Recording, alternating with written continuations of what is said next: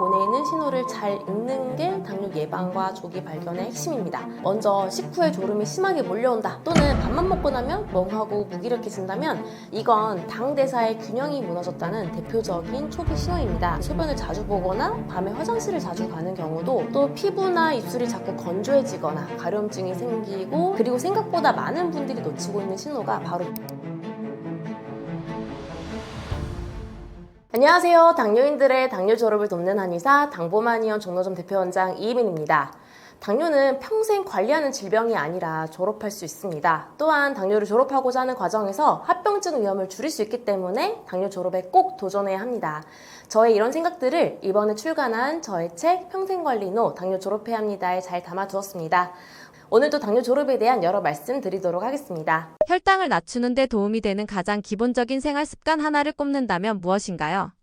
당뇨는 생활습관병이기 때문에 집에서 어떻게 관리를 하는지가 정말 중요하거든요. 그래서 제가 실제로 환자분들께 꼭 권하는 핵심 한 가지, 그리고 세 가지 생활습관이 있는데요. 여러분께도 특별히 공유를 해드릴게요. 우선 공복혈당 달력 작성 방법을 알려드릴게요. 우선 탁상 달력이 필요한데요. 자고 일어나서 1시간 이내에 공복혈당을 측정해서 탁상 달력에다가 그 날짜에다가 기록해 주시고요. 평소보다 혈당이 높거나 낮은 날 왜 그런지 찾아서 이유를 적어보세요. 평소랑 비슷한 혈당이 나오면 그냥 넘어가면 되고요. 공복혈당은 아침에 일어나서 1시간 안에 잰 거기 때문에 어제 하루 중 어떤 요인 때문에 오늘 공복혈당이 이렇게 달라진 건지를 관찰하는 게 굉장히 중요합니다. 이렇게 공복혈당 달력을 탁상 달력에다가 꾸준히 작성하다 보면은 결국 생활관리에 있어서 세 가지가 중요하다는 것을 알게 될 겁니다. 환자분들과 함께 해보니까 공통적으로 세 가지가 중요하더라고요. 첫 번째는 저녁 식사 후 3, 4시간 금식입니다. 자기 전에는 소화기를 비우고 자야 수면도 깊어지고요. 다음날 혈당도 뚝 떨어집니다. 20 정도는 떨어질 거예요, 공복혈당이. 이때 금식 3, 4시간 동안 과일 한 조각 안 되고요. 견과류 조금도 안 됩니다. 물 외에는 그냥 다 안 된다고 생각하시고 철저하게 금식을 해보세요. 거꾸로 식사나 현미밥 이런 것도 물론 중요하지만 저녁 식사 후에 3, 4시간 금식이 공복혈당에 큰 영향을 준다는 거를 관찰하시면 알게 될 겁니다. 재밌었던 일화가 있었는데요. 제 환자분 중에 30대 젊은 남성분이 있었어요. 근데 이분이 크로스핏이라고 하는 굉장히 좀 힘든 운동이 있는데 퇴근 후에 크로스핏 운동을 하고 집에 와서 닭가슴살에 샐러드에 간단하게 먹고 자는 삶의 패턴을 갖고 있었는데 공복혈당이 110 정도에서 더 이상 안 떨어지는 거예요. 그래서 제가 이분께 일단 패턴을 좀 바꿔보자. 그래서 밥을 먼저 먹고 그 다음에 운동을 하고 집에 오는 삶의 패턴으로 바꿔보자 라고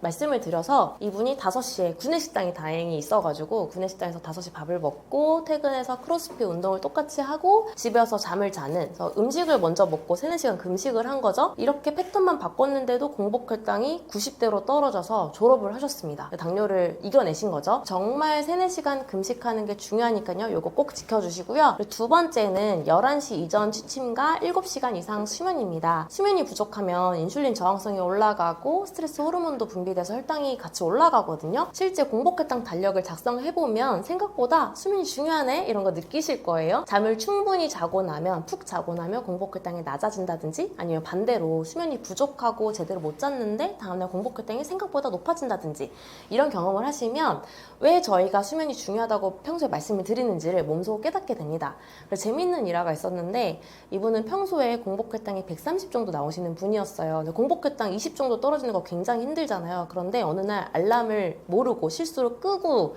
안 켜고 잔 거예요. 그러고 나서 아침에 공복혈당을 재보니까 평소에는 130대였는데 2시간 더 잔 걸로 110대로 떨어진 거죠. 20이 뚝 떨어진 겁니다.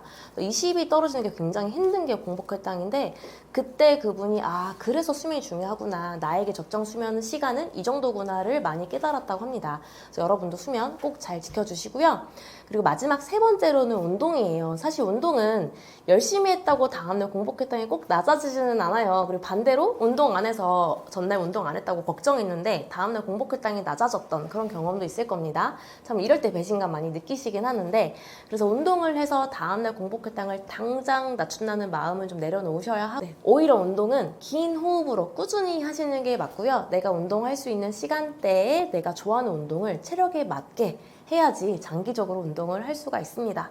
그래서 공복혈당 달력은 당뇨를 졸업하셨던 분들이 당뇨를 졸업할 수 있었던 가장 큰 꿀팁으로 뽑는 거기 때문에 꼭 작성해 보시고요. 관찰하면서 나에게 맞는 생활관리법을 찾아서 실천까지 해보세요. 그래서 관찰과 실천을 하는 게 공복혈당 달력의 핵심이고요.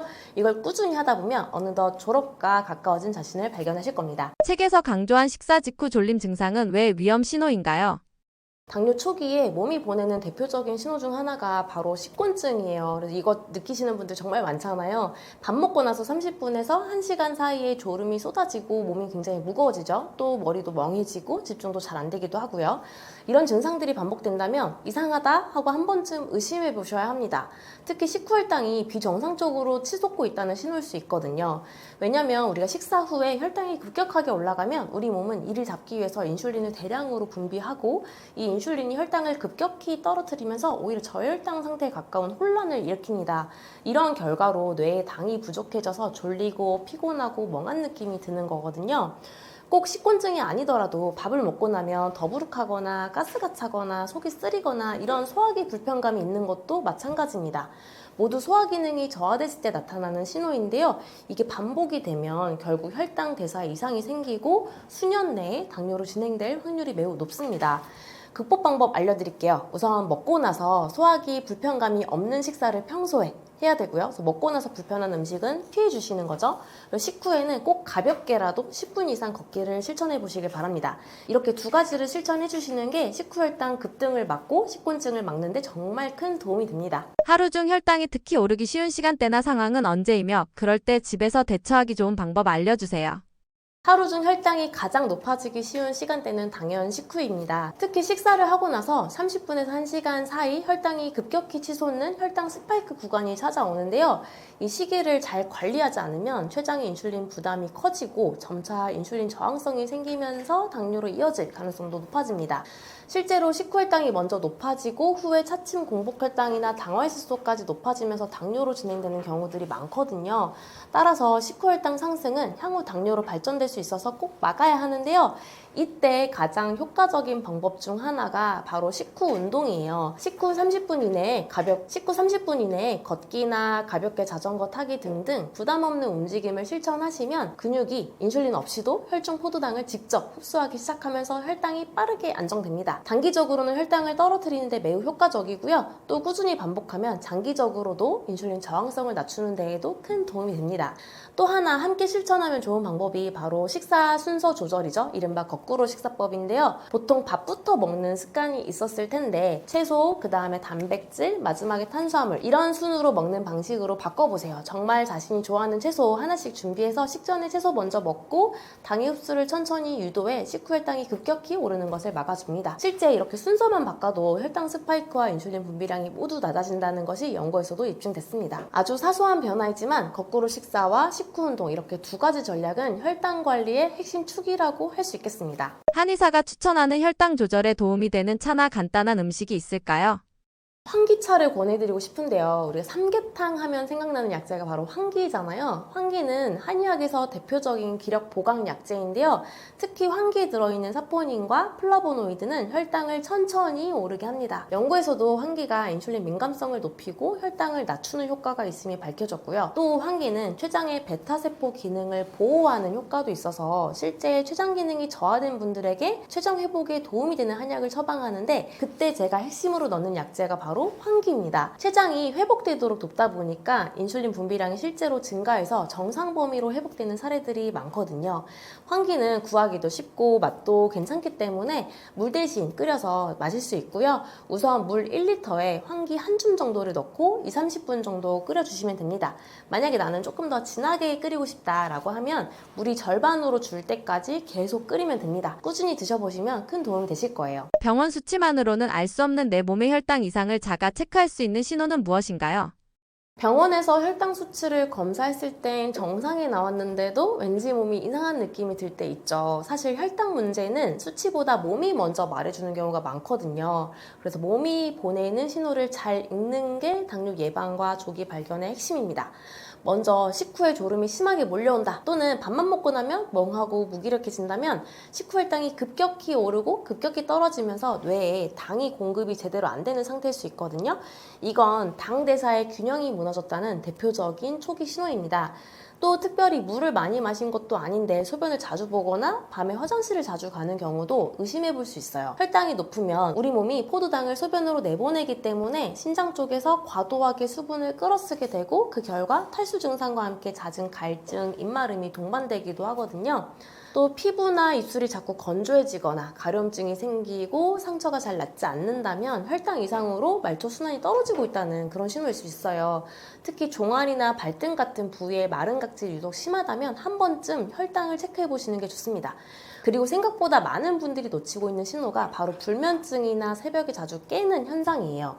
혈당이 자는 동안 들쭉날쭉해지면 자율신경이 교란되면서 수면의 질이 떨어지고, 이게 반복되면 아침에 개운하지 않고 하루 종일 피곤하고 짜증이 나기 쉽거든요. 그래서 정리를 해보면 병원 수치가 정상이라 하더라도 졸음이나 갈증, 피부 건조, 불면, 잦은 소변, 이런 몸의 반응이 계속된다면 내 몸이 혈당 이상을 경고하고 있을 수 있는 겁니다. 그래서 우리 몸은 절대 한 번에 아프지 않아요. 미리 신호를 줍니다. 방금 말씀드린 신호들 잘 관찰하시고 신호가 있다면 관리하고 치료하셔서 당뇨를 막으시길 바랍니다. 당뇨는 졸업이 가능한 병일까요? 많은 분들이 당뇨는 한 번 걸리면 낫지 않는다, 평생 관리해야 한다, 이렇게 생각하시잖아요. 그런데 실제 당뇨를 연구하고 치료해본 결과 당뇨는 졸업이 가능한 병입니다. 또한 당뇨는 꼭 졸업해야만 하는 병이기도 한데요. 하나하나 설명해 드릴게요.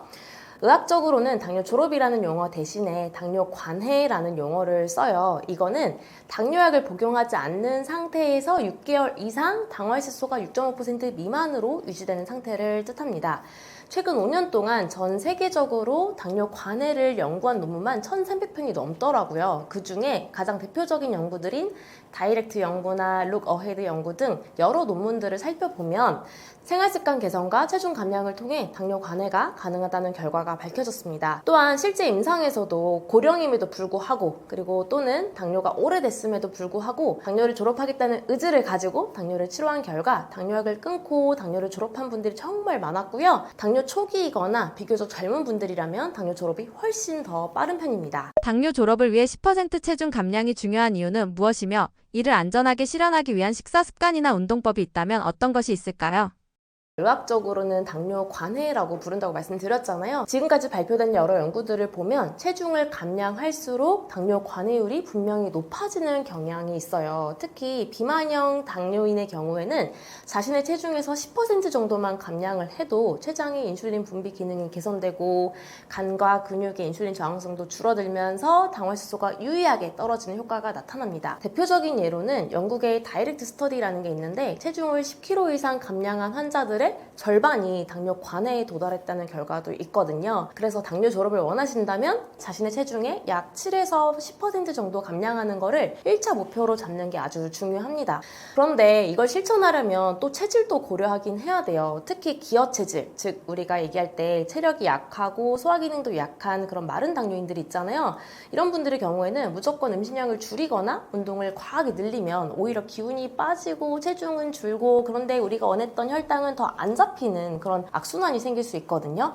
그래서 안전하게 감량하면서도 몸을 상하지 않게 해야 하는 게 가장 중요합니다. 그러기 위해서 첫 번째 추천드리는 거는 저녁 식사 후 3, 4시간 철저한 공복 유지입니다. 같은 음식을 먹더라도 저녁 시간에 인슐린 민감도가 낮아서 혈당이 가장 더 높게 오르고 지방으로 더 쉽게 전환되기 때문에 저녁 시간에는 적절한 식사량을 지키고 자기 전에 최소 3, 4시간 아무것도 먹지 않는 습관만 잘 들여도 몸이 자연스럽게 지방을 연소하게 됩니다. 이건 체력 소모 없이 실천 가능하면서도 수면의 질 개선도 되고 공복혈당도 안정되고 체지방도 감소되는 모두 효과적인 그런 방법이거든요. 단 주의할 게 공복 시간 동안에는 견과류 한 줌, 과일 한 조각 다 안 됩니다. 금지입니다. 물 외에는 아무것도 섭취하지 않는 완전 금식이어야 효과가 나타나기 때문에 금식해주는 거 꼭 지켜주시고요. 두 번째는 계단 오르기예요. 짧은 시간 안에 많은 칼로리를 태울 수 있는 고강도 운동이면서도 근육의 근육이랑 심폐지구력, 지방연소 모두에 효과적인 전신 운동입니다. 예를 들어 체중 70kg인 사람이 10분간 계단을 오르면 100kcal 이상을 소모할 수 있다고 하고요. 걷기보다 두세 배 더 효율적인 에너지 소비가 가능하다고 하죠. 특히 계단을 오르면 자연스럽게 복식 호흡이 유도가 되는데 이건 단순히 호흡뿐만 아니라 산소 공급량도 늘리고 지방 연소를 촉진하고 스트레스 호르몬도 낮춰주는 역할을 합니다. 그래서 기어 체질이라도 짧게 낮은 층부터 시작을 해서 좀 무리 없이 반복하다 보면 체력은 유지를 하면서도 지방은 충분히 줄일 수 있을 거예요. 또 연구에 따르면 계단 오르기를 하루에 3에서 5분 정도 좀 나눠서 자주 하는 것만으로도 체지방률, BMI, 허리 둘레를 낮추는데 분명한 누적 효과가 나타났는데요. 오늘부터 엘리베이터 대신 계단이라는 원칙만 잘 지켜도 체중 감량에 큰 도움이 될 수 있을 거고요. 이를 통해 당뇨 졸업도 이룰 수 있을 겁니다. 당뇨를 뿌리 뽑기 위해 가장 먼저 점검해야 할 몸의 신호는 무엇인가요?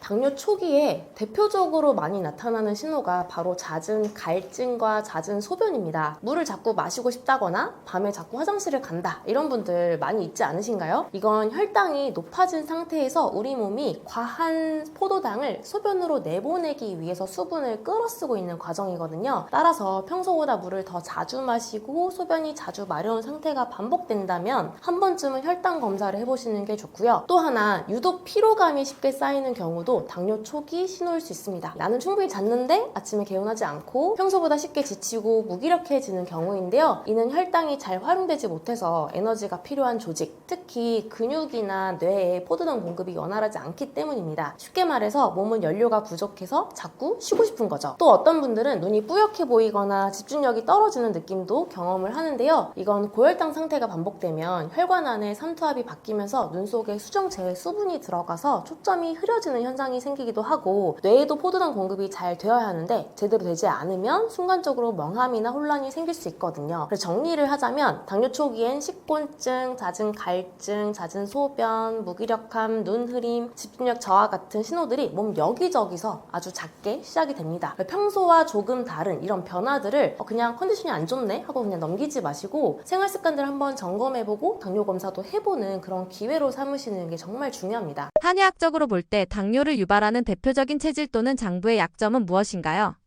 혈당 조절과 가장 관련 있는 장기가 바로 간, 심장, 소화기 이렇게 세 가지인데요. 우선 간은 포도당을 직접 저장했다가 방출하기 때문에 혈당을 조절해주는 대표 장기입니다. 그리고 소화기는 음식 대사에 관여를 하죠. 그래서 특히 식후 혈당과 관련이 깊고요. 심장이 조금 생소할 수 있는데 심장이 약하면 걱정이 많고 불안이 많은 편이라서 스트레스에 취약해지고 수면이 불량해지기 쉬워서 혈당이 잘 안 잡힙니다. 그래서 한의학적으로 당뇨 치료를 할 때는 우선 세 가지 장기 중에 어떤 장기에 문제가 있는지를 찾는데요. 실제 임상에서는 안타깝게도 한 가지 문제만 있는 게 아니라 복합적인 경우가 많긴 합니다. 이렇게 세 가지 장기 중에 기능이 저하된 장기를 찾아서 해결해주는 게 한의학적 당뇨 치료의 노하우라고 볼 수 있는데요. 어떤 장기에 문제가 있는지 여러분 스스로 체크할 수 있는 방법을 좀 알려드릴게요. 만약 간 때문에 당뇨가 왔다 그러면 간 기능 저하로 인한 여러 증상들이 함께 있을 수 있습니다. 예를 들면 눈이 쉽게 충혈된다든지 손톱이 거칠어지고 세로줄이 생긴다든지 아니면 아시안 플러시라고 해서 술 한 잔만 마셔도 얼굴이 확 빨개지는 게 있거든요. 그런 증상이 있다든지 아니면 다리에 종아리에 쥐가 난다든지 하는 이런 증상이 간 기능 저하임을 보여주거든요. 또 심장 기능 약한 분들은 평소에 걱정이 많고 불안한 편입니다. 작은 일에도 가슴이 두근대거나 잘 못 자는 경향이 있어요. 스트레스에 취약하고 그러다 보니까 수면에도 영향을 주는 거죠. 마지막으로 소화 기능이 좋지 않으면 밥을 먹고 나서 가스가 차거나 더부룩하거나 속이 쓰리거나 특히 점심 먹고 식곤증이 있거나 이런 증상이 있습니다. 문제는 소화 기능이 별로 좋지 않은데 우리 현미 좋다고 현미가 혈당 지수가 낮잖아요. 그래서 무작정 현미만 100% 넣어가지고 밥을 지어 먹는 분들 꽤 많거든요. 기억에 남는 분이 있는데 최근에 소화 기능이 약한 분이 오셨어요. 그런데 이분도 현미밥 100%를 드시길래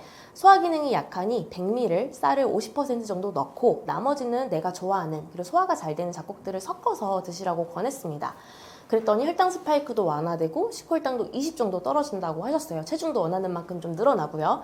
그래서 자신의 소화기 상태에 맞는 음식이 좋은 거지 무조건 남들이 좋다는 음식 이게 다 나한테 좋을 수는 없는 거죠. 그래서 세 가지 장기가 당뇨와 관련이 깊기 때문에 음식, 운동 관리는 기본적으로 하면서 어떤 장기 기능이 약해져서 혈당이 안 잡히는지 관찰하시고 그 부분을 관리하고 집중해서 치료한다면 당뇨 졸업에 한 걸음 더 가까워질 수 있을 겁니다. 당뇨를 뿌리 뽑기 위해 가장 강조하고 싶은 습관 하나만 꼽는다면 어떤 것이 있을까요? 가장 권해드리고 싶은 거, 맨발 걷기를 권해드리고 싶은데요. 맨발 걷기는 단순히 유행이 아니라 과학적으로도 당뇨에 도움이 되는 진짜 아주 좋은 운동입니다. 크게 두 가지 장점이 있어요. 첫째는 혈액의 흐름을 개선하고 점도를 낮춰줍니다. 맨발 걷기를 하면 땀과 접지가 되거든요. 실제로 땀과의 접지 상태를 만들어서 실험한 결과 혈액의 흐름이 빨라지고 제타전이라고 하는 혈액 점성 지표가 있는데 이게 개선되면서 혈관이 막힐 확률이 줄어든다는 결과가 있었습니다. 당뇨가 있으면 혈관에 포도당이 많이 돌아다니기 때문에 혈액의 점성도 높아지거든요. 그런데 맨발 걷기를 하면 이런 혈액의 흐름이 좋아지는 거죠. 그러다 보니까 우리 모세혈관이 건강해져서 당뇨합병증 예방에도 도움이 됩니다. 당뇨합병증이라고 하면 망막병증, 신장질환, 그리고 말초신경병증 이렇게 세 가지가 떠오르잖아요. 이 세 가지 모두 미세혈관 합병증이라고 합니다. 세 가지 모두 모세혈관 손상과 관련이 있는데요. 맨발 걷기를 통해서 혈관벽은 튼튼해지고 혈액은 맑아지면 그리고 특히 점성이 낮아지면 합병증 예방에도 큰 도움이 됩니다. 그리고 두 번째는 당뇨뿐만 아니라 몸 전체적으로 회복되는 데 도움을 줍니다. 실제 맨발 걷기를 하는 분들이 공통적으로 얘기하시는 게 맨발 걷기 후에 잠을 잘 자요, 소화가 잘 돼요, 하체가 튼튼해졌어요, 마음이 편해졌어요, 스트레스가 줄어요 이런 얘기 해주시거든요. 저도 많이 느끼고요. 이렇게 몸이 전체적으로 회복이 되면 당연히 혈당도 안정될 수밖에 없습니다. 맨발 걷기를 잘 할 수 있는 실천 팁도 알려드릴게요. 맨발 걷기는 꼭 자연에서 하는 것이 가장 효과적입니다. 흙길, 잔디, 모래사장 등이 가장 이상적이고요. 사실 요즘은 지자체나 공원에서 안전하게 조성된 맨발 걷기 길이 많이 생겼잖아요. 그래서 처음 하실 땐 너무 무리하지 마시고 5분에서 10분 정도부터 시작해도 되니까 점차 늘려가시고요. 전방 주시하면서 앞에 보면서 천천히 걷는 것이 중요합니다. 이런 조성된 길에서 하시면 되겠고 당뇨로 감각이 없는 분들은 발바닥 상태를 매일 체크하시고 상처가 없는지 확인하시는 것도 꼭 잊지 마시길 바랍니다. 하루에 단 10분이라도 좋으니까요. 맨발로 걷기 시작해보시고요. 몸이 달라지고 마음이 편해지고 그 변화 속에서 혈당이 자연스럽게 내려가는 것을 경험하실 수 있을 겁니다. 당화혈색소 수치는 왜 단순 혈당보다 더 중요한가요? 당화혈색소는 최근 3개월 동안의 평균 혈당을 보여주는 지표이기 때문에 단순 혈당보다 더 중요합니다.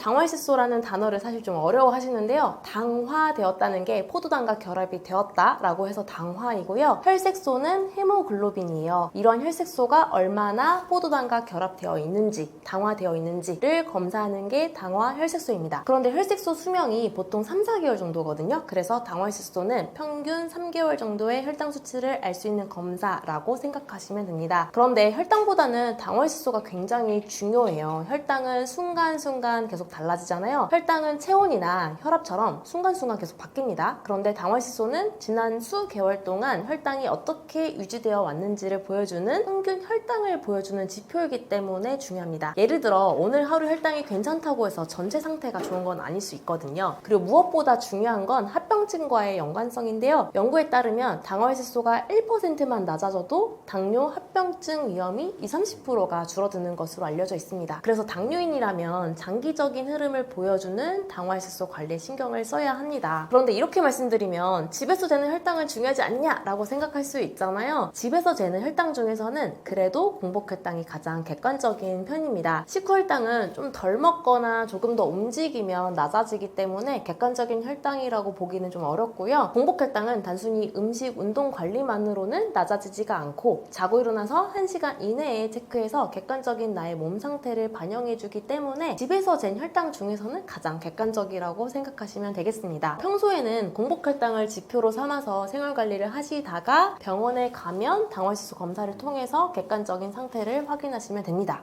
식단 외에 당화혈색소에 영향을 주는 잘 알려지지 않은 요인이 있다면 어떤 것들이 있을까요?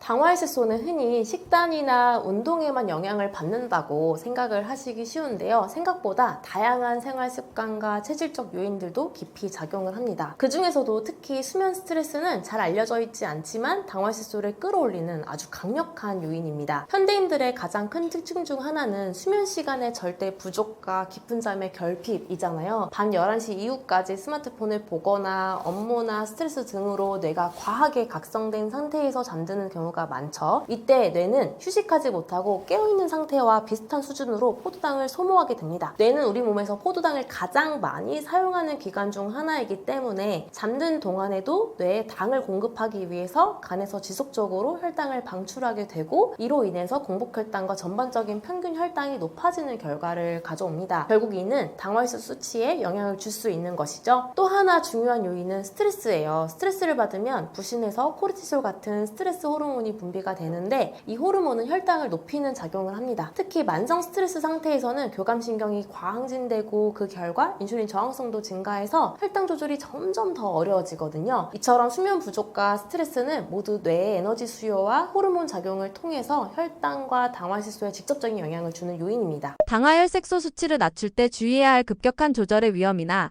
당화혈색소에 대한 오해는 없을까요?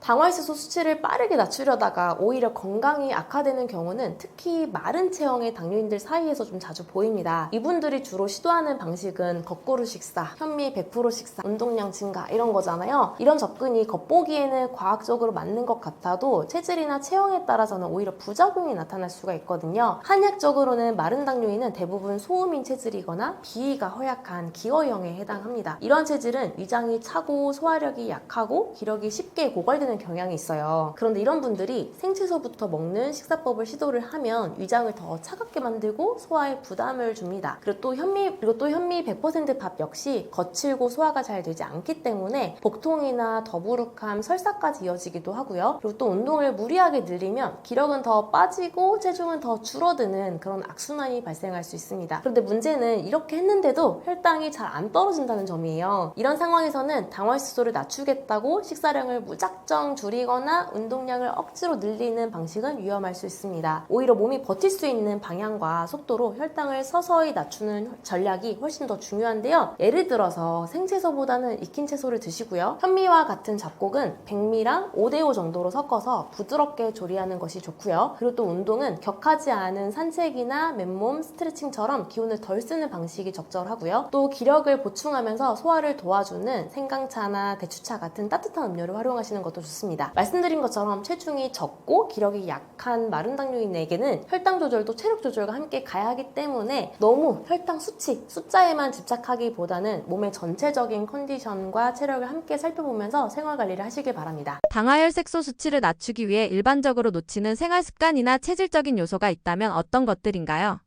대부분 식단과 운동에만 집중하시면서 의외로 중요한 걸 놓치고 계신 게 바로 수면, 스트레스, 그리고 체질에 맞는 생활 리듬입니다. 예를 들어 하루 한 끼만 먹겠다, 저녁은 무조건 굶겠다 이런 식으로 식사를 극단적으로 줄이면 일시적으로는 혈당이 떨어질 수 있죠. 하지만 이게 오래 지속이 되면 위장은 상하고 기력은 떨어지고 오히려 혈당이 더 불안정해지는 경우가 많거든요.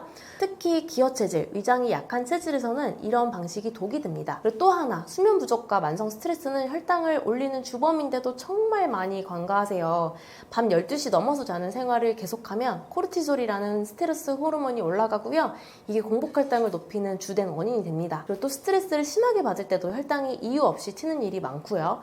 그래서 당화혈색소를 안정적으로 낮추고 싶다면 단순한 식단 조절만이 아니라 살아가는 패턴 자체를 바꾸는 것이 더 훨씬 중요합니다. 식사는 무리하지 않고 하루 3끼를 적절히 유지하되 위에 부담이 없는 따뜻하고 부드러운 식사를 기본으로 하시고요. 수면은 최소 7, 8시간 이상 확보해 주시고 밤 11시 적어도 자정 전에 자는 습관을 들이셔야 하고요. 또 스트레스 관리도 해야 하는 일 중 하나로 꼭 챙겨야 합니다. 천천히 내쉬는 호흡이나 가벼운 명상이나 혹은 발끝치기나 맨발 걷기 등과 같은 실천이 스트레스 관리에 확실히 도움이 되실 겁니다. 약을 먹지 않고도 당화혈색소를 낮춘 실제 사례가 있다면 소개해 주실 수 있나요? 기억이 아주 선명하게 남는 분이 계셔요. 처음에 오셨을 때 당화혈색소가 14.6%였는데요. 거의 응급 상황 수준이었죠. 간 수치도 높았고요. 체력도 많이 떨어진 상태였습니다. 이분 생활 패턴에 맞는 음식 관리랑 운동을 알려드리고 몸 상태에 맞는 한약을 처방했는데요. 4개월 만에 당화혈색소가 5.3%까지 내려갔습니다. 당뇨약 내알은 중간에 완전히 끊으셨고요. 당뇨 졸업을 하신 거죠. 무엇보다 인상이 깊었던 건 단순히 당뇨만 졸업한 게 아니라 여러 가지 면에서 건강해졌다는 점이에요. 피부도 맑아지고 에너지도 회복되고 우울감도 줄었다고 말씀을 하셨습니다. 당뇨를 졸업하는 게 사실 단순히 혈당만 낮아지는 게 아니라 몸 전체가 회복 회복하는 것임을 알게 해준 사례여서 특별히 더 기억에 남고요. 또 서울 성북구에 사시는 70대 환자분은 고령임에도 불구하고 당뇨 졸업에 도전하시더니 당화혈색소가 12.4%에서 5.3%까지 낮아져서 당뇨를 졸업하고 건강을 되찾으셨고요. 10년 된 당뇨를 졸업했던 분도 기억에 남는데요. 당뇨가 오래돼서 치료가 엄청 오래 걸릴 거라고 말씀드리고 그렇게 저도 생각을 하고 있었는데 10년 된 당뇨를 단 7개월 만에 졸업한 분도 있었습니다. 당뇨를 졸업한 분들의 공통점은 우선 당뇨를 졸업할 수 있다는 강한 믿음과 의지가 있었고요. 그리고 당뇨를 졸업하기 위해서 몰입한 상태에서 생활관리를 해주셨고요. 또 필요한 부분에 있어서는 한의학적 치료의 도움을 받았다는 것입니다. 식후 혈당이 정상이더라도 당화혈색소 수치가 높게 나오는 경우가 있는데 그 이유는 무엇인가요?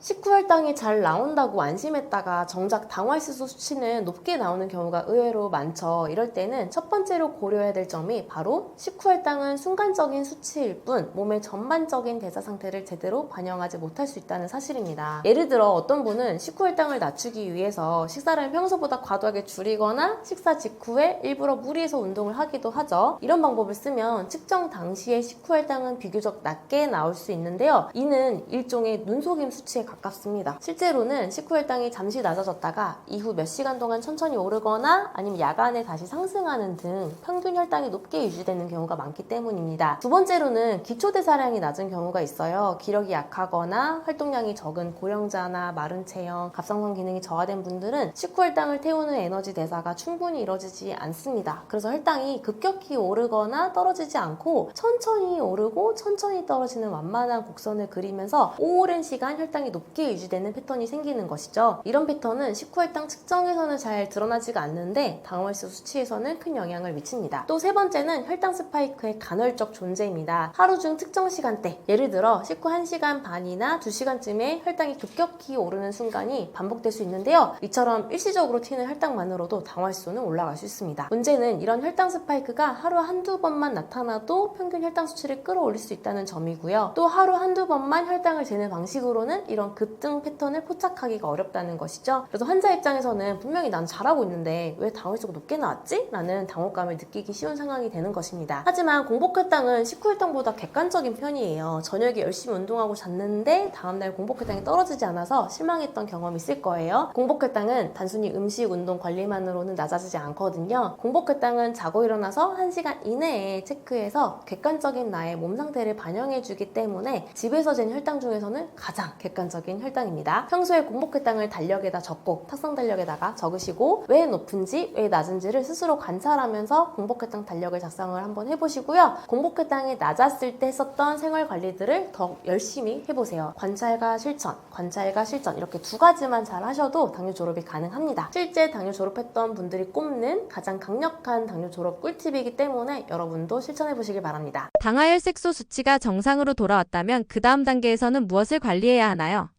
당화혈색 수치가 정상으로 돌아왔다는 건 당뇨 졸업을 향한 매우 중요한 관문을 통과했다는 의미죠. 하지만 진짜 졸업은 여기서부터 시작입니다. 이제부터는 정상 수치를 유지하는 것이 아니라 그 수치를 가능하게 만든 몸의 기능과 생활 패턴을 지속 가능한 방식으로 굳히는 것이 핵심입니다. 그래서 저는 당화혈색소가 정상으로 돌아온 이후에 세 가지 생활관리 원칙을 80% 이상 유지할 것을 권장하고 있는데요. 우선 첫 번째는 저녁 식사 후에 3-4시간 금식이에요. 졸업 이후에도 이 원칙은 무조건 지켜야 할 습관입니다. 저녁을 먹고 나서 위장이 비워진 상태로 잠자리에 들어야 소화기 회복도 이루어지고요. 수면도 깊어집니다. 저도 지금도 실천하고 있는 게 바로 저녁 식사 후 3-4시간 금식인데요. 주의할 점은 이 시간 동안 과일, 견과류 등 어떤 음식도 섭취하지 않는 완전한 금식이라는 점입니다. 물 외에는 다 안 된다고 생각하시고 실천을 해보시고요. 이 습관 하나만 제대로 지켜도 밤사이 혈당 스파이크와 아침 공복혈당의 불안정을 막을 수 있습니다. 두 번째는 밤 11시 이전 취침과 7시간 이상의 수면입니다. 당뇨 졸업 이후에도 인슐린 저항성을 낮추고 혈당을 안정시키기 위해서는 수면의 질이 매우 중요해요. 수면이 부족하면 스트레스 호르몬이 분비가 돼서 혈당이 올라가는 구조이기 때문에 단지 잠을 자는 것이 아니라 정해진 시간에 푹 자는 것이 중요합니다. 실제로 졸업자들이 작성하는 공복혈당 달력을 보면 수면 패턴과 공복혈당이 밀접하게 연결되어 있는 것을 확인할 수가 있거든요. 저녁 금식과 수면만 잘 지켜도 몸이 당뇨를 다시 불러들이지 않도록 방어할 수 있을 거예요. 중요해요. 그리고 세 번째, 졸업 이후에는 당장 수치 반응을 기대하며 하는 운동보다는 지속 가능한 루틴으로 몸의 회복을 돕는 운동이 중요합니다. 나에게 맞는 시간대, 나의 체력에 맞는 강도, 꾸준히 실천할 수 있는 종류로 잡는 것이 핵심입니다. 마지막으로 공복혈당 달력 작성은 졸업자들이 공통으로 꼽는 최고의 습관이거든요. 졸업 이후에도 일주일에 한두 번이라도 공복혈당을 관찰해 주시고 내 몸의 리듬과 생활 습관이 어떤 영향을 주는지 계속 기록하고 분석하고 다시 관찰하고 실천하고 이렇게 해서 당뇨로 회귀하지 않도록 방패가 되어줄 거기 때문에 혈당 달력도 공복혈당 달력도 일주일에 한두 번이라도 체크를 해보시고요. 공복혈당 달력도 일주일에 한두 번이라도 꼭 작성을 해보시길 바랍니다. 결국 당화혈색소 정상화 이후의 관리는 단순한 유지가 아니라 몸이 스스로 혈당을 안정시키는 상태를 굳히는 겁니다. 당뇨는 수치가 아니라 기능의 질병이라는 점을 기억하시고 그 기능을 지켜주는 루틴을 몸에 새겨넣는 것이 진짜 졸업입니다. 한국인의 당뇨는 마른 체형에서도 잘 생긴다고 하셨는데 그 원인은 무엇인가요? 한국인은 마른 체형임에도 불구하고 당뇨가 잘 생기는 특징이 있어요. 그 이유는 단순히 식습관이나 운동 부족 때문이 아니라 선천적으로 췌장 기능이 약한 유전적 특성 때문인데요. 2018년 분당 서울대병원 연구에 따르면 한국인의 췌장은 서양인보다 평균적으로 12%가 작고 기능은 36.5%나 낮은 수준이라는 결과가 발표됐습니다. 이 말은 한국인의 췌장 기능이 약하고 그러다 보니까 인슐린을 분비하는 능력 자체가 선천적으로 약하다는 걸 의미하거든요. 이러한 이유로 한국인의 경우에는 마른 체형임에도 불구하고 식후 혈당이 쉽게 오르고 당뇨가 시작되기 쉬운데요. 혈당을 낮추려면 인슐린이 분비되어야 하는데 이 인슐린이 원활하게 만들어지지가 않는 거죠. 이러한 한국형 당뇨의 특성 때문에 당화혈색소나 혈당 수치뿐만 아니라 췌장이 인슐린을 얼마나 만들어내고 있는지를 나타내는 C-펩타이드 수치도 함께 확인해보는 것이 중요합니다. 단순히 비만하지 않으니까 나는 괜찮겠지? 이게 아니라 췌장이 얼마나 제 기능을 하고 있는지가 당뇨의 핵심 원인이 될 수 있다는 점을 반드시 짚고 넘어가야 하고요. C-펩타이드 검사는 혈액 검사로 간단하게 검사할 수 있기 때문에 당화혈색소 검사할 때 3개월 주기로 같이 검사해 보시길 바랍니다. 인슐린이 부족하면 혈당은 점점 더 안 잡히고 당뇨는 더 악화될 수밖에 없거든요. 그래서 만약에 인슐린 분비가 부족하다면 그에 맞는 생활관리나 치료법도 필요합니다. 한국인 당뇨와 미국인 당뇨라는 게 있나요? 차이점을 알려주세요. 네, 있습니다. 한국인은 체형이 마른데도 당뇨가 생기는 경우가 많고요. 미국인은 보통 고도비만과 관련된 당뇨가 많다는 점에서 두드러진 차이가 있는데요. 크게 두 가지로 정리를 해드릴게요. 첫 번째 차이는 체중과 당뇨의 관계입니다. 미국인의 경우는 당뇨 환자의 대부분이 고도비만이에요. 인슐린 저항성이 핵심 원인이기 때문에 체중 감량만으로도 혈당이 드라마틱하게 개선되는 경우가 많습니다. 그런데 반면에 한국인의 경우는 절반은 비만하지만 절반은 비만하지가 않아요. 단순히 살만 빼면 된다라는 접근이 한국인에게는 완전히 들어맞지는 않습니다. 실제 임상에서 체중을 줄였는데도 혈당이 더 오히려 악화되거나 오히려 체중이 늘었는데 혈당이 더 잘 조절되는 경우가 종종 있거든요. 특히 비만하지 않은 마른 당뇨인들이 이런 경험을 더 하십니다. 대구에서 오신 60대 남자 환자분이 있으셨는데 마른 체형이었기 때문에 체중이 원하던 대로 증가했음에도 불구하고 한약 치료 후 혈당은 더 안정되고 당화혈색소도 낮아졌습니다. 마른 당뇨인이 체중을 적절히 회복하면서 췌장이 회복되면 오히려 혈당이 더 잘 잡히는 경우도 많습니다. 그리고 두 번째 차이는 인슐린 분비 능력의 차이예요. 서양인은 인슐린은 잘 나오는데 몸이 그걸 잘 쓰지 못하는 인슐린 저항성 당뇨가 많고요. 반대로 한국인은 인슐린이 충분히 분비되지 않는 분비 부족형 당뇨가 생각보다 많아요. 통계적으로는 15에서 20% 정도라고 하는데 저희 한의원에서 검사를 해보면 체감적으로는 30-40% 정도가 인슐린 분비가 부족한 상태인 것이죠. 실제로 C-펩타이드 검사를 해보면 인슐린 분비량을 알 수 있는 검사인데 C-펩타이드 검사를 해보면 당뇨 초기임에도 불구하고 인슐린 분비량이 기준치 이하로 낮게 나오는 경우가 생각보다 많거든요. 이건 체질적으로 유전적으로 췌장이 약한 동아시아인의 특성을 반영한 결과입니다. 서양에서는 주로 음식 관리와 운동을 통한 체중 감량으로 인슐린 저항성을 개선하는 것이 물론 우선이 되겠지만 한국형 당뇨는 췌장 기능의 회복까지 신경을 써야만 당뇨를 졸업할 수 있습니다. 미국식 당뇨 치료법이 한국인에게 맞지 않을 수 있다고 하셨는데 어떤 점에서 차이가 있나요? 서양의 당뇨 치료법은 주로 운동과 음식 조절을 해서 체중을 줄이고 인슐린 저항성을 낮추는 데 초점이 맞춰져 있죠. 이 방식은 서양인처럼 인슐린은 잘 나오는데, 충분히 많이 나오는데 그걸 잘 쓰지 못하는 인슐린 저항성 중심의 당뇨 환자에게는 매우 효과가 좋습니다. 하지만 한국인의 당뇨는 췌장 기능 자체가 약한 경우가 많아서 단순한 다이어트나 운동만으로는 혈당이 안정되지 않는 경우가 많거든요. 그래서 오히려 무리한 운동이나 식단 관리 등으로 체중이 빠지면 췌장이 더 지치고 인슐린 분비가 더 부족해져서 혈당이 더 불안정해지는 악순환이 생기기도 합니다. 그래서 한국인에게 꼭 맞는 당뇨 치료를 하려면 인슐린 저항성 개선도 중요하지만 췌장 기능을 회복하는 치료도 반드시 병행을 해야 하는 것이죠.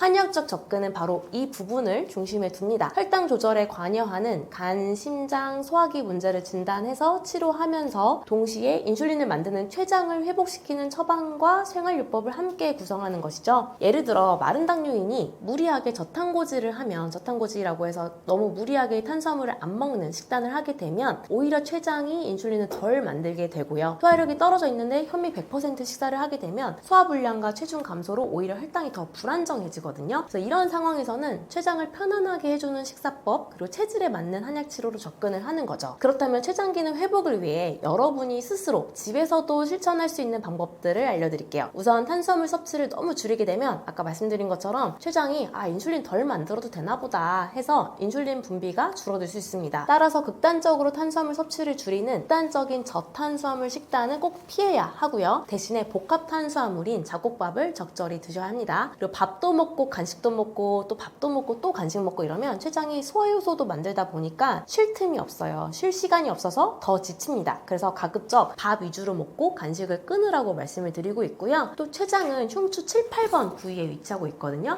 흉추 7번은 날개뼈가 끝나는 지점에 있습니다. 따라서 평소에 어깨를 펴서 척추 정렬을 유지하는 게 좋고요. 조금 더 적극적으로 췌장 부위를 마사지하고 싶다 이럴 때는 마사지 볼이나 테니스공 또는 폼롤러를 사용해서 직접적으로 자극해 주시면 좋습니다. 더불어서 환기가 췌장의 베타세포 기능을 활성화해서 인슐린 생성을 증가시킬 수 있다는 연구들이 보고되고 있기 때문에 환기차를 마셔보시면 좋아요. 물 1리터에 환기 한 줌 정도를 넣고 끓여서 물 대신 차로 마시면 됩니다. 만약 인슐린의 절대적인 분비량이 너무 부족하거나 또는 혈당에 비해서 상대적으로 부족할 때도 있거든요. 그럴 때는 환기 외에 췌장의 베타세포 회복을 돕는 약재들로 이루어진 한약 치료를 고려해 보시면 좋습니다. 췌장이 회복되지 않으면 혈당 조절은 잘 안 될 수밖에 없고요. 결국 인슐린 주사에 의존할 수밖에 없거든요. 췌장에서 인슐린 분비가 잘 되는지 검사하는 시펩타이드 검사를 3개월에 한 번씩 꼭 받아보시고 분비가 잘 안 된다면 말씀드린 췌장 회복에 좋은 생활관리법들 꼭 실천해 보시길 바랍니다. 한국인의 음식 문화나 생활 습관 중 당뇨를 악화시키는 결정적인 요인이 있다면 무엇일까요? 한국인의 음식 문화와 생활 습관은 분명 건강한 측면도 많지만 당뇨 관점에서 보면 의외로 혈당을 악화시키는 요인들이 일상 깊숙이 자리하고 있습니다. 특히 미국과는 전혀 다른 식문화와 생활 환경에서 오는 차별화된 원인이 존재하기도 하거든요.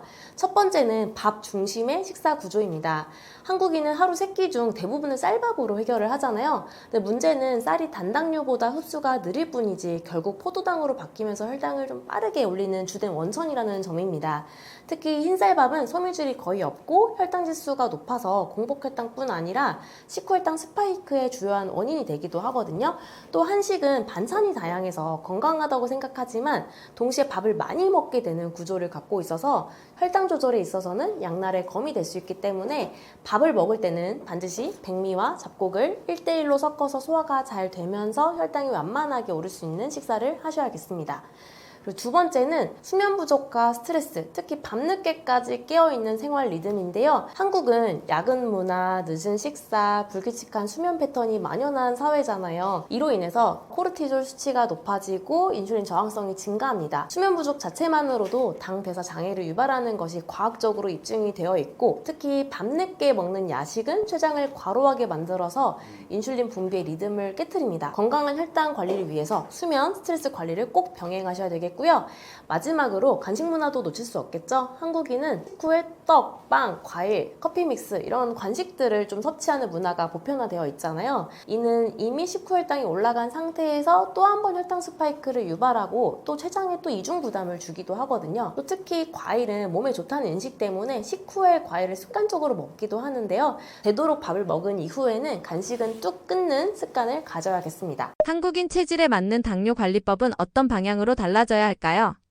한국인의 당뇨 관리는 단순히 혈당 수치를 낮추는 데 집중하기보다는 췌장 기능과 오장육부의 전반적인 기능 회복에 초점을 맞춰야 효과가 있습니다. 특히 마른 체형의 당뇨인이 많고 서양형 비만 당뇨와는 뚜렷한 차이가 있기 때문에 한의학적인 체질 기반 관리법이 반드시 필요합니다. 우선 첫 번째는 췌장을 회복하는 치료가 가장 우선입니다. 한국인의 경우에는 선천적으로 췌장이 작고 인슐린 분비 기능이 약한 경우가 많다고 말씀드렸잖아요. 당뇨 초기부터 인슐린 분비량이 부족한 분들이 의외로 많은데 단순히 혈당만 보고 식단 조절과 운동만 하다 보면 혈당은 더 오히려 불안정해질 수 있습니다. 이때는 C-펩타이드 검사를 통해서 인슐린 분비량을 먼저 확인을 해보시고 만약 인슐린 분비가 부족하다면 앞서 말씀드린 췌장 회복을 위한 방법들을 실천해 보시길 바랍니다. 그리고 두 번째는 마른 당뇨인의 경우 오히려 체중을 회복하는 전략이 필요합니다. 마른 당뇨인데 살찌우려고 하면 혈당이 올라가고 또 반대로 혈당 오를까봐 식단 조절하면 살이 빠져요. 어떻게 하나요? 이런 고민하시는 분들 정말 많거든요. 네, 그런 분들을 위해서 살은 찌면서도 혈당은 낮아질 수 있는 방법 3가지로 정리를 해드릴게요. 우선 음식은 혈당 지수에 집착하기보다는 소화가 잘 되는 음식 위주로 드셔야 합니다. 가령 현미가 혈당 지수가 낮다 보니까 현미를 잔뜩 넣어서 또는 카무트를 잔뜩 넣어서 밥 지어 드시는 분들 많잖아요. 그런데 마른 당뇨의 경우에는 소화 기능이 약하기 때문에 이렇게 하면 소화가 잘 안 되거든요. 가스가 차고 더부룩하다고 합니다. 그래도 참는 거죠. 혈당 덜 올라가게 하려고요. 그런데 이런 분들에게 소화가 잘 되는 게 중요하니 쌀은 절반 정도 50%만 넣고 나머지는 소화가 잘 되는 잡곡, 내가 좋아하는 잡곡으로 넣어서 드시라고 하면 신기하게 혈당이 더 낮아진다고 하십니다. 실제 어떤 환자분이 현미만 100% 밥을 지어서 드시고 계셨는데 소화가 잘 안 됨에도 불구하고 이렇게 하는 게 좋다고 하니까 의뢰껏 이렇게 드시고 계셨던 거예요. 그런데 한의원에 오셔서 소화도 좀 잘 되고 싶고 혈당도 낮아졌으면 좋겠다라고 말씀을 하셔서 백미를 50% 넣고 그리고 잡곡을 50%만 넣어서 소화가 잘 되게끔 해서 드셔라 라고 말씀드렸더니 식후 혈당이 20이 뚝 떨어지고 그리고 원하던 대로 체중도 조금 늘었다고 말씀을 해주셨습니다. 이런 식으로 음식에 있어서 마른 당뇨인들이 지켜야 할 3가지 기본 원칙이 있는데요. 첫 번째는 쌀과 잡곡을 각각 절반씩 넣어서 밥을 지어서 먹으면 소화가 더 잘 되기 때문에 살찌는 데에도 그리고 혈당이 떨어지는 데도 더 도움이 될 거예요. 두 번째로는 야채도 가급적 익혀서 드시는 게 좋습니다. 소화가 더 편해지니까요. 그리고 세 번째는 고기는 소화가 잘 안 되니 고기는 가급적 드시지 않는 게 좋은데 대신 단백질을 두부나 달걀, 생선 이렇게 드시는 게 좋겠죠. 그런데 만약 고기를 먹고 싶다라면 돼지고기나 소고기보다는 소화가 그나마 편한 닭고기를 권해드립니다. 그리고 다음으로는 운동인데요. 걷기는 그래도 괜찮은데 너무 땀이 날 정도로 운동하는 좀 줄넘기나 빠르게 달리기 이런 유산소 운동은 마른 당뇨인들의 경우에는 체중이 너무 빠질 수가 있어서 권장하지 않고요. 대신 근력 운동 위주로 할 것을 권합니다. 근육은 혈당의 저장소이기 때문에 근육이 더 많아질수록 혈당이 잘 조절됩니다. 근력 운동 위주로 하셔도 충분합니다. 그리고 마지막으로 수면 스트레스인데요. 생각보다 이 2가지가 마른 당뇨인에게는 정말 중요합니다. 저는 한 80% 비중이 음식 운동보다는 수면 스트레스 있다고 말씀드리거든요. 마른 당뇨인에게 특히요. 수면은 충분히 자고 잘 자야 하는데요. 생각보다 잘 못 주무시는 분들이 많아요. 수면의 질을 높이기 위해서 여러 가지를 실천하셔야 됩니다. 맨발 걷기, 족욕, 반신욕 같은 이런 하체 순환을 돕는 것도 하시고 커피도 끊고 자기 전에 2시간 동안 핸드폰이나 TV 안 보는 것도 하시고 자려고 누워서는 호흡도 하시고 이런 노력을 하면서 동시에 11시나 12시 전에는 눕고 7시간 이상 잠을 자는 즉 수면의 양도 신경을 써야 하거든요. 더불어 스트레스 관리가 가장 어려울 수 있는데요. 명상, 종교, 운동, 취미활동 등등 마음이 편해지고 안정되는 것들을 최대한 많이 하시고 또 그걸 하는 시간을 점점 늘려가시는 게 필요합니다. 기억에 남는 분이 계시는데요. 마른 체형의 60대 여성분이었어요. 당뇨 진단 당시 당원식소가 10% 정도 나와서 당뇨약을 이제 막 드시기 시작했던 분이었는데 당뇨를 졸업하고 싶다라고 오셨던 거죠. 마른 체형이라서 더 이상 음식, 운동 관리를 열심히 한들 혈당이 안 잡힐 테니 마른 당뇨인에게 맞는 생활 관리를 하시라고 말씀을 드렸습니다. 이런 분들이 처음에는 반신반의합니다. 오히려 현미 비중을 줄이고 운동량도 과하면 줄이라고 하니까요. 그런데 이렇게 하니까 정말 혈당이 잘 잡히기 시작을 해서 당뇨약 4알을 모두 끊고 6.1%까지 낮아져 6.5% 미만이면 졸업이거든요. 관해, 당뇨 졸업, 즉 당뇨 관해까지 해내셨고요. 원하는 대로 체중도 조금 늘었습니다. 저는 여러 당뇨 중에서 한국인에게 많은 마른 당뇨인의 경우 한의학적 케어가 꼭 필요하다고 생각을 합니다. 선천적으로 약하기 때문에 당뇨가 더 잘 생기는 거라서 마른 당뇨인들의 경우에는 혈당과 관련된 장부인 소화기, 간, 심장 기능을 회복하는 한의학적 치료를 받는 게 특히 도움이 많이 되실 겁니다. 당뇨는 평생 관리하는 병이 아닙니다. 졸업할 수 있는 병입니다. 그리고 졸업을 해야 하는 병이기도 합니다. 단 한 번이라도 졸업을 하면 심장질환 위험 40% 그리고 콩팥질환 위험은 33%가 줄어든다는 사실은 이미 연구로도 입증이 됐습니다. 당뇨를 그냥 관리만 하다가 합병증을 기다릴 게 아니라 지금 당장 졸업에 도전해야 하는 이유입니다. 건강상의 이득이 훨씬 더 크기 때문이죠. 또한 당뇨를 졸업한 분들은 혈당뿐만 아니라 소화나 수면, 피로, 변비 같은 전반적인 건강이 회복되는 경험을 하십니다. 진짜 건강으로 가는 길, 저는 당뇨 졸업이 유일한 해답이라고 확신합니다. 그 시작은 거창할 필요가 없습니다. 오늘 저녁부터 저녁 식사 후 3-4시간 금식, 이것만 실천해보세요. 그 작은 변화 하나가 내일의 공복혈당을 바꾸고 인생을 바꾸고 졸업을 만들어줄 겁니다. 당뇨는 평생 관리하는 병이 아닙니다. 당뇨는 졸업 가능한 병입니다. 지금 도전하시고요. 우리나라 600만 당뇨인이 모두 당뇨를 졸업하는 그날까지 저도 함께 연구하고 노력하겠습니다. 그리고 한의학적 치료가 필요하시다면 당고만의원을 찾아주시고요. 당뇨에 대한 정보는 당뇨스쿨 유튜브 채널을 통해서 일주일에 3번씩 업로드되고 있기 때문에 당뇨에 대한 모든 정보는 당뇨스쿨을 통해서 편하게 시청하시면 되겠습니다. 감사합니다.